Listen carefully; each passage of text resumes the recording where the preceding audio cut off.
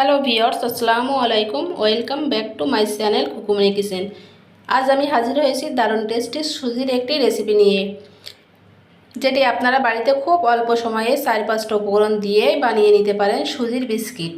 হঠাৎ আপনাদের বাসায় মেহমান আসলে খুব সহজে বানিয়ে নেওয়া যায় এই সুজির রেসিপিটি। তাহলে চলুন দেখা দেখার জন্য আমি এখানে 1 কাপের মতো সুজি এবং চিনি আর ময়দা, হাফ কাপের মতো ময়দা দিয়ে তার সাথে 2টা ডিম দেব। প্রথম একটা দিলাম, তারপর একটা দিয়ে ভালোভাবে হাতের সাহায্যে মিশিয়ে নেব।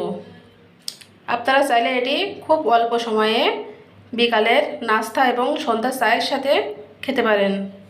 হাতের সাহায্যে মিশানো হয়ে গেলে আমি এখানে একটা ডো মতো তৈরি করে নেব।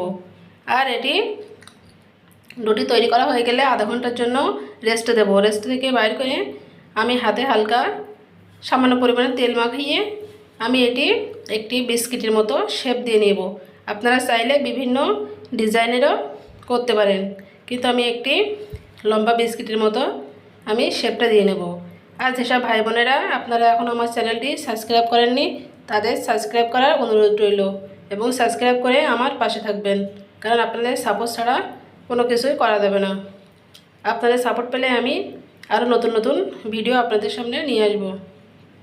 এরপর দেখুন বিস্কিটের শেপটা সুন্দরভাবে দেওয়া হয়ে গেছে এবং প্লেটে একটু তেল মাখিয়ে নিতে হবে। এভাবে আস্তে করে সবগুলা আমি শেপটা দিয়ে নেব এবং বিস্কিটগুলা তো রেডি করে নেব। দেখতে পাচ্ছেন আমার 1 কাপ বিস্কিট দিয়ে সেই সুজি দিয়েই 10-15টা বিস্কিট হয়ে গেছে। আমি তেলটা গরম হয়ে গেলে এক এক করে সবগুলা বিস্কিট আমি তেলে ছেড়ে দেব এবং জালটা একটু লো রেখে মিডিয়ামে রেখে আপনার ভেজে নিতে হবে আস্তে আস্তে।